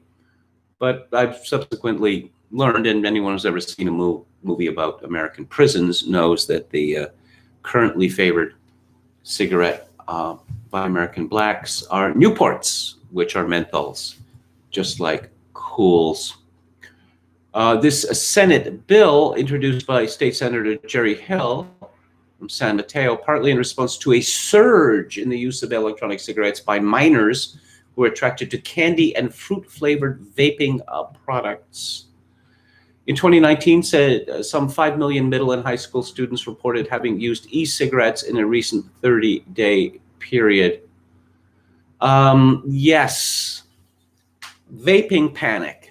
No marijuana panic. No, well, let's have a vaping panic. There's been more of a vaping panic than a fentanyl panic in the United States, which is quite something, I think. It's nasty and horrid, says Chogokin 666 Newports.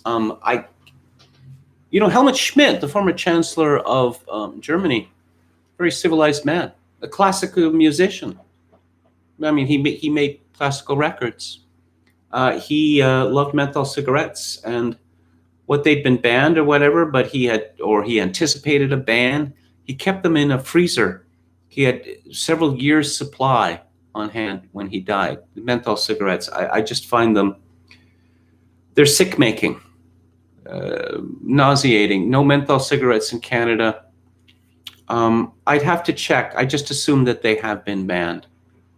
There are very few brands of cigarettes available in Canada now. There used to be dozens or over 100, but because of forcing separate tax stamps on each province and on territories, of which there are 13, that's how we lost French cigarettes. Used to be able to get Gitanes and Gauloises made under license in Quebec. But they thought that the market was too small to deal with the increasing regulation and bureaucracy from the federal government. And there are literally only, I don't know what, there's like 10 different cigarette brands in Canada now. And foreign cigarettes are impossible to procure now.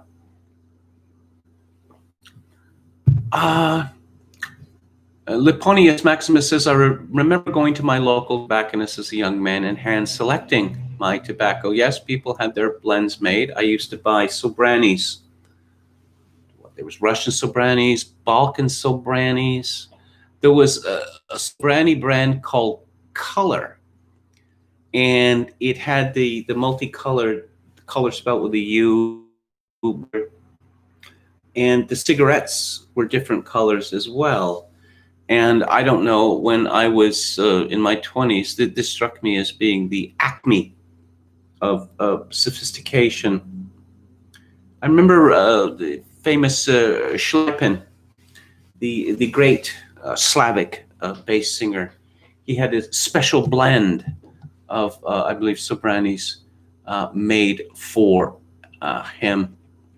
Used to be able to still get Gitanes, loose tobacco, which you could make your own cigarettes with or have someone make them for you, which I did for some time. A friend of mine, his cigarettes that he made looked like they had been made by a machine. I was astounded because I'm hopeless at it. I asked him, how could you possibly get this good at it? And he said, when I was a child, my father made me make them for him. And I guess his father was quite exacting.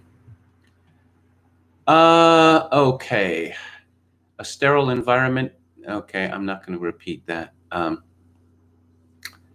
Well, yeah. Cultural appropriation. Blonde wigs. I don't know. I mean, the Supremes wore blonde wigs. Diana Ross didn't. There were lots of the 60s black girl groups that wore blonde hair. I mean, I don't think anyone was bothered about it, but then we weren't hearing this nonsense about cultural appropriation at the time. Cultural appropriation is the way of civilization. Something is introduced to the world and then it becomes everyone's property. That's how it works. If if black people are so upset with cultural appropriation, I suppose they should forswear the use of what? Electric guitars, basses, synthesizers, digital recording, tape recorders, microphones, electricity. I could go on because they developed none of those things. Again, my view is once it's developed, it belongs to the world, but they insist on carving out an exception for themselves. Metal Mike says Reagan was great in many ways, but the government got larger. He was great in one way, and that he won the Cold War. He was very bad on the budget, and he was disastrous on immigration. But he won the Cold War, and what should have happened, circa 1990, is that the conservative movement was wrapped up. Okay, we won the Cold War. We don't need these conservatives anymore. We're moving on. Oh, by the way, we have this peace budget now, which would be very useful because America has all of these problems. And now that we don't have to spend all this money projecting American power to every conceivable hamlet on earth, this money, maybe we could cut taxes, maybe we could deal with some of the problems in our own country. But no, the conservative movement decided that was never going to happen. Visionary companion, Dunning-Krugersaurus has destroyed the statue of a Tyrannosaurus. Yes, there was a tweet about this yesterday, that particular statue that was destroyed was not, in fact, a slave-owning dinosaur. Milwaukee has a huge black population, though more Americans are waking up to the fact. Well, if I read my Steve Saylor correctly, Milwaukee has such a huge black population is because, they're liberals there. They got this progressive tradition, and they were advertising welfare rates, which were far better than in, say, Chicago, and there was an exodus to Milwaukee. Hauper says protesters are devolving into grunting ogres like Nicholson in The Shining. Okay. A claim made about Cory Booker. Visionary companion, how do you frighten a Unitarian Universalist? A, you burn a question mark in their yard. Yes. Okay. I think I'm going to talk about Al Sharpton tomorrow because I'm running out of time, and Al Sharpton is a big topic. And he's one of my favorite topics because he is a loathsome, murderous man who, it turns out the ADL, the Anti-Defamation League of B'nai B'rith, is now hugging him to their bosom. And so I'll talk about this tomorrow. I'll save that. According to the Daily Beast, Lloyd Grove, Al Gore says if Trump refuses to concede, the military would run him out. Again, look at it this way. It's all projection. Al Gore is looking forward to the U.S. military intervening when Trump wins the election because Biden and his supporters in the media are going to claim that Trump cannot be the legitimate president because of disturbances at the polling booths. Oh, I don't know, because of 68 million black people who were not permitted to vote, et cetera, et cetera. Or just that a second term with Trump would be literally unthinkable. It would mean the dissolution of the United States, perhaps some mass murder or such. We're going to hear more about this, about the military intervening directly in American politics the closer we get to November the 3rd. I mentioned this yesterday and I forgot the reference, but I want to go back to it today because it is important, especially in my part of the world, and I suspect in many of your parts of the world as well, because now that the pandemic back has been broken, now we all have to wear masks. Okay. Peter Hitchens wrote this in his Sunday column. One of this government's most lasting achievements will be the permanent damage they have done to our railways. Trains were just beginning to recover from the violent destruction wreaked on them 60 years ago by Transport Minister Ernest Marples, who ended his country by skipping the country by train to avoid the taxman. Then our Prime Minister, in a self-harming moment worthy of Gerald Ratner, told everyone that it was far too dangerous to travel by train. Passenger numbers already shriveled by the shutdown of the economy collapsed. The trains were effectively renationalized and have only been saved from bankruptcy by sacks of funny money plucked from Rishi Sunak's increasingly withered magic money tree. Now that is running out. Services are just going to have to be cut, along with jobs. We'll all have to travel on terrifyingly dangerous smart motorways instead. Yet, as usual, the panic is based on bilge and tripe. The Rail Safety and Standards Board recently concluded, after experiments, that the risk of infection per passenger journey is only 1 in 11,000. The German train operator Deutsche Bahn made a safety survey and found, quote, "We see remarkably few infections in trains. No infections occurred in persons on board with less than 10 hours. Not a single contact tracing has been identified in Germany and Austria as having been triggered by an infection on the train journey. Now, as I pointed out yesterday, masks are now mandatory on what they call the SkyTrain here in British Columbia, which is a light rapid transit. It's mostly elevated. Some of it is at ground level. The longest journey on SkyTrain is possible journey, which I took on Saturday, is 40 minutes.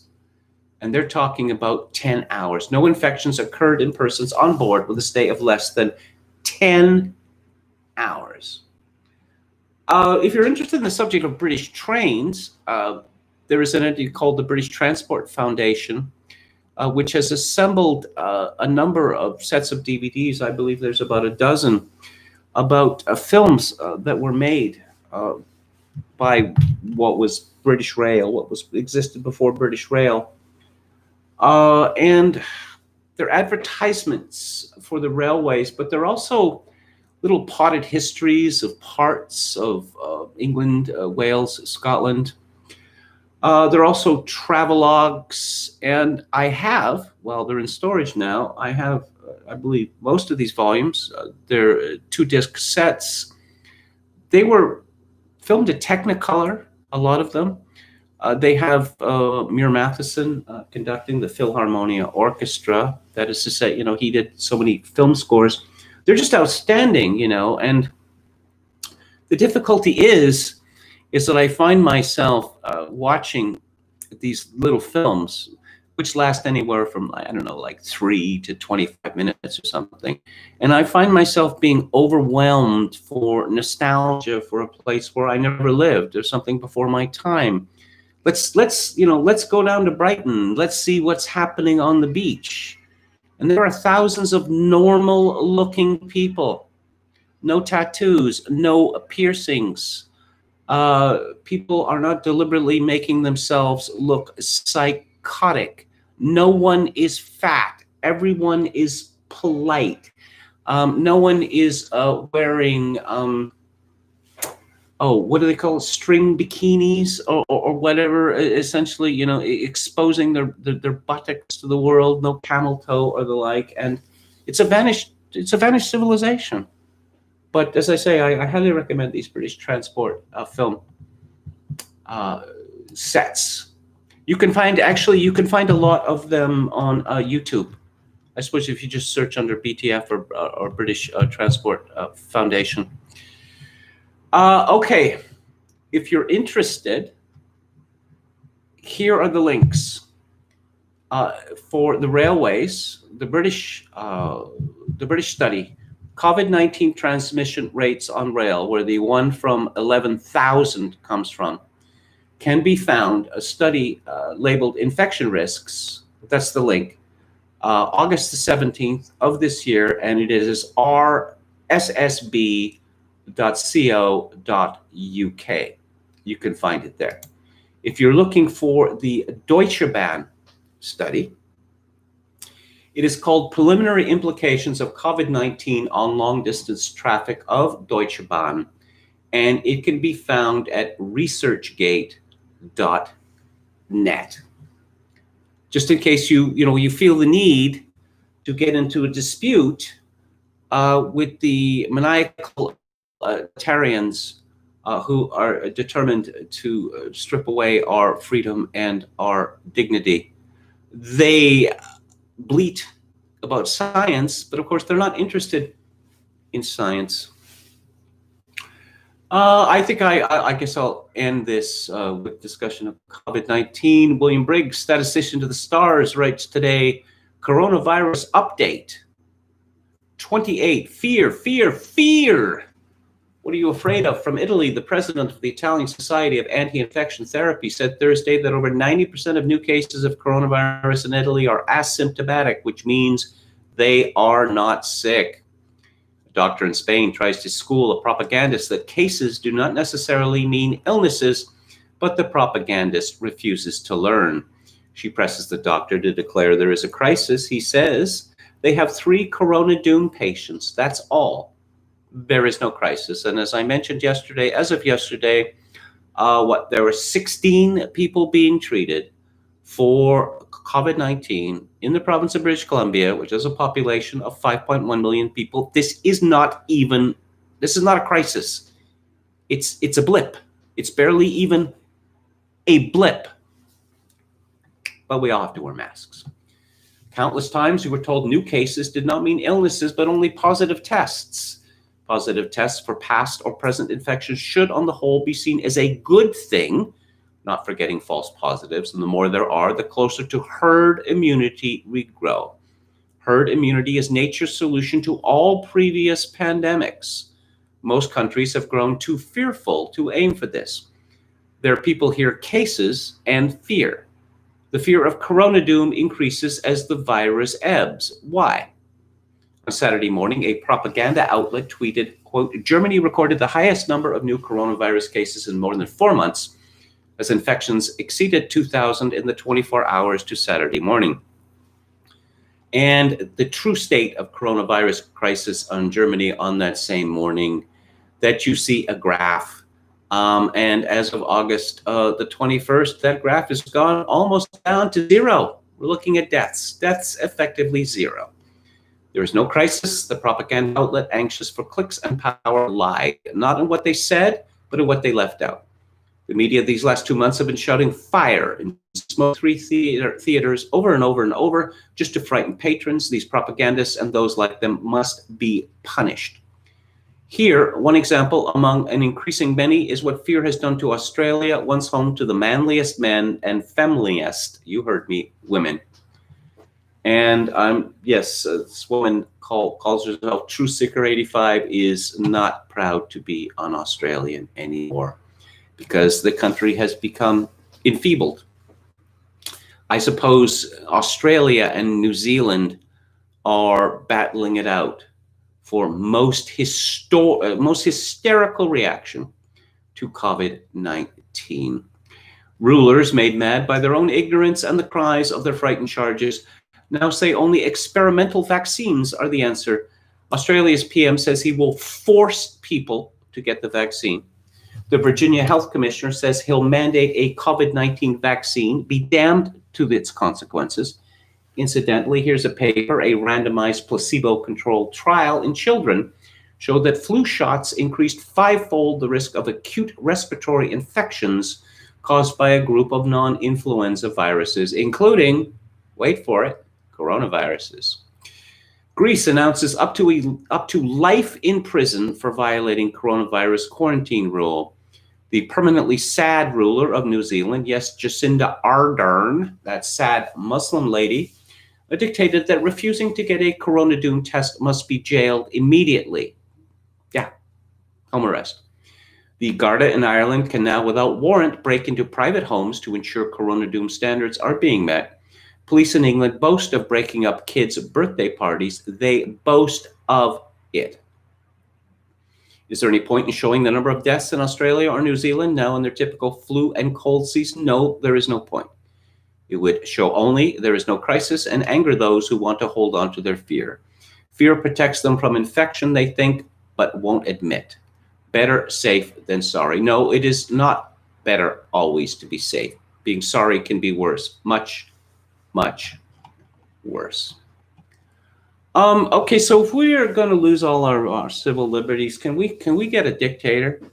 Can we get a good dictator? Because apparently cares about the loss of civil liberties.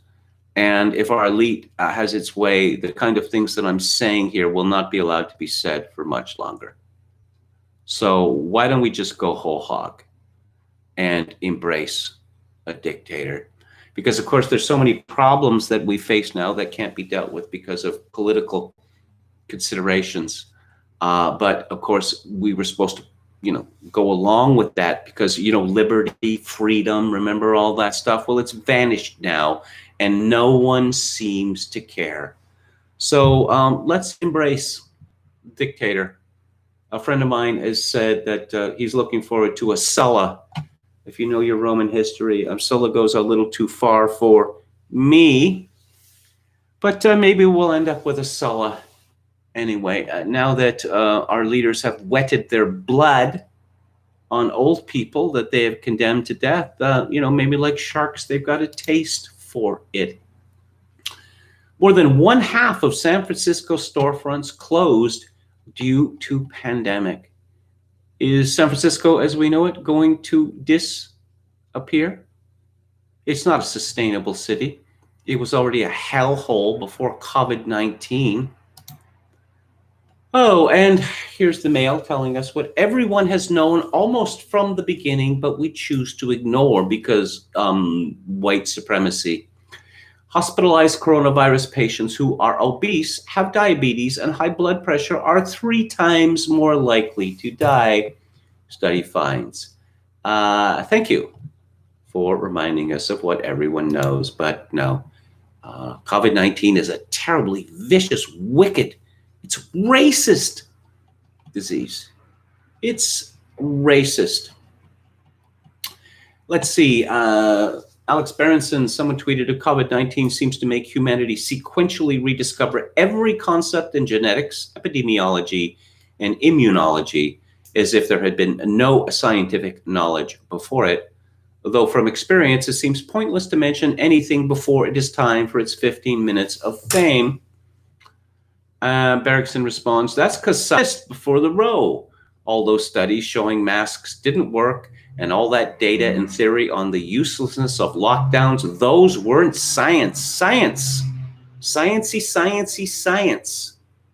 If nothing else, will the COVID-19 panic, the disaster, is it going to deliver a tremendous blow to what scientism, as Thomas Saz called it? I certainly hope so. Because whenever I hear people extolling science now, I say, I don't want to hear from you. I don't want to hear a single word from you. Because what we've heard through all of 2020 is that science being associated with outright falsehood. Outright falsehoods with disastrous consequences. Not theoretical consequences, but real world consequences. Oh, yes. And is there going to be school? Well, I guess there's, sort of, kind of.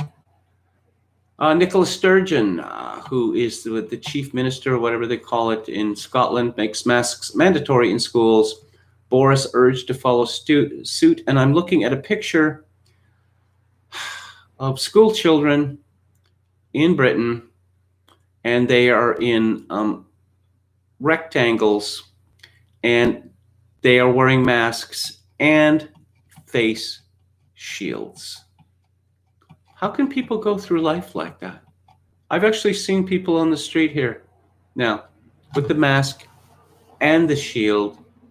What's the point? What's the point? How do these people, why do they even get out of bed in the morning? Trevor Noah, who is an alleged comedian from South Africa, is in no rush to get back to recording The Daily Stow in the studio amid ongoing COVID pandemic. I do not wish to make the same mistake America made. If you don't want to do your job, I'm sure there's plenty that would take your place. Jerry Seinfeld is getting into it with that fellow James Altucher, who I talked about last week. It's getting pretty ugly because what Seinfeld called him, he said New York is dead, in an essay I read from extensively. He called him a putz. And Altucher is pointing out that Jerry Seinfeld is living these days in his mansion in the Hamptons, which is not exactly ground zero. Okay, my final word on the show before I look at the chat is story from Variety, The Thing reboot in early development with Blumhouse, John Carpenter. Don't remake The Thing. It was already remade a couple of years ago. Oh, what was a soft reboot? It was essentially the same thing with all the beauty and mystery and terror removed from it. Oh, and they used CGI. Apparently they were going to use practical effects, but they used CGI. It looks dreadful. There is a beautiful young woman called Mary Elizabeth Winstead or something like that. I like looking at beautiful young women, but part of the appeal of the original thing was that it was an all-male environment, and it was a study of different types of male psychology and a study of men in groups. Don't remake the thing. I don't know, John Carpenter, of course, made Halloween. How many Halloween movies have there been? There was one with Jamie Lee Curtis that came out, about a year ago? That Hollywood is seemingly determined to find every movie that I love and make a horrible remake of it. And this has to end. Has to end. So let's have a final look at the chat. Okay. They can't send an ambulance and fire trucks without police protection, nor police without fire trucks and ambulances to clean up the messes. This is from Media Hits. YT says, I love how all these millionaires are arguing about whether New York City is livable or not. Anran says, wasn't there a Halloween sequel where everyone had to wear masks and die because of it? I was thinking about the potential for a kind of a variation on the thing, which is obviously COVID themed, right? Because, we're all in this together. Maybe that would be the slogan, the tagline, we're all in this together. You could call it, we're all in this together. Because this is Orwellian or Stalinist use of language, because obviously we're not all in this together, because we've been informed that each of us represents a deadly threat to everyone else on Earth. We have to be deeply suspicious of everyone else. We have to maintain a physical distance of 6 feet or 2 meters. We have to wear masks. We have to be constantly washing our hands. This fear of infection. Rather than remake the thing, that's the movie that John Carpenter should make. I mean, he made a movie, a very clever, although cheap movie, a political movie, which has become a cult classic, particularly on the right. They Live. We're being manipulated by people who hate us, who want to consume us. Of course, Carpenter is such a hippie. He's such a 60s type that you remember in They Live, they don't want you having sex. No, they do want you having sex. They do want you jerking off to porn. They do want you smoking marijuana. They don't want you getting involved in politics. To the extent that people stupefy themselves through various means, they're not going to have any interest in overcoming oppression. Media Hits, beautiful women are the last to fight alien creatures. I guess so. Dan O'Herlihy, he was the old man in at least the first 2 RoboCop movies. He was an Irish actor, actually. Let's see. The fellow Ed Neumeyer, who co-wrote RoboCop and was a line producer on it. He has some, in one of the documentaries about RoboCop, he has some very funny things to say. It was a difficult shoot. It was shot in Dallas. It was exceedingly hot. It was dangerous. The tempers were very frayed. Of course, Peter Weller was in makeup for something like 8 hours before he even went on the set. I mean, it just must have been completely exhausting for him. But Neumeyer is, that scene where one of the gang members, he does a stick up at the gas station and he terrorizes this, math student or whatever. Oh, you're smart, do you? Do you think you can stop a bullet? No, I can't stop a bullet. Very amusing comeuppance, but he wanted some sort of extra practical effect.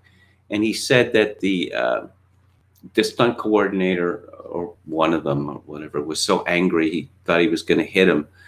But the great story that Neumeyer tells about RoboCop is that he'd been pushing this script for years and years, and no one was interested. And then he met with who was it, Mike Miner, and they combined scripts. And this was a hard sell. Alex Cox and other people were attached, and it was very difficult to get the thing greenlit. It was a very difficult shoot, and he was on the set, you know, helping with rewrites and also doing, you know, line production work. And so the movie finally is released to the theaters, and he's kind of fed up with the movie. So it's premiering in Santa Monica, where he lived, and his wife said, we're going to go to the premiere? Nah. And she's, come on, you got to see the premiere. So reluctantly, he goes to the premiere. And if you remember how the movie ends, the old man, Dan O'Harley, he says, nice shooting. What's your name, son? And he turns to the camera and he says, Murphy. And the screen goes black. And then in the stylized font, it says RoboCop. And Neumeier said there was a hush. And then he heard this sound, this building sound in the audience that sounded like, it's the audience roaring its approval. And I just imagine how unforgettable that must have been. Who was in Failsafe? Oh, Dan O'Harley. Yeah, I hate that movie. I hate that movie with a passion. I read the novel, I don't know when. I read it when I was 9 years old or something. And I saw the movie and I thought the same thing as Stanley Kubrick. The president of the United States is not going to destroy New York City. Okay, that is not going to happen ever. That is the show. And yes, on that bombshell, as Alan Partridge would say, that's the show for today. What's coming up later this week? I mentioned Elgar, Ken Russell's beautiful film from 1962, made for the BBC, a very different BBC, I might mention. And on the book club on Friday, another book about England, in Plain Sight by Dan Davis, the incredible story of one of the greatest conspiracies in modern history, that is of Jimmy Savile and the cover-up operation regarding him. No major British publisher would publish that book. Yeah, and they mock conspiracy theories. I'll be back on the air tomorrow at 4 p.m. Pacific, 7 p.m. Eastern. If you like the show or any part of it, I would appreciate it if you'd click on the like button and subscribe to my YouTube channel if you have not already done so. If you would like to contribute to the show, all contributions are gratefully received, especially this time of turmoil, well, seemingly never-ending turmoil in my life. My PayPal account is kevin_grace@hotmail.com. Once again, kevin_grace@hotmail.com. If you're Canadian, you can send a donation to me directly through Interac at kevingrace@shaw.ca. And I will leave you with this, my traditional benediction. In this time of social atomization and civilizational collapse, I do dearly wish that you, my dear viewers and listeners, manage to forge some kind of genuine human connection in order to ease the burden. Good night.